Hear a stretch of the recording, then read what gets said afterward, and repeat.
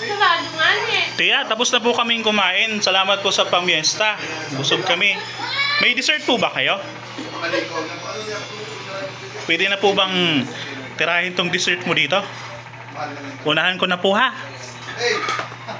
Ano po ito? Masarap naman. Masarap ba po? Masarap po ba ito? Wow. Ah, ito. Sigurado masarap to. O, diba? Pwede pong ibalot na rin.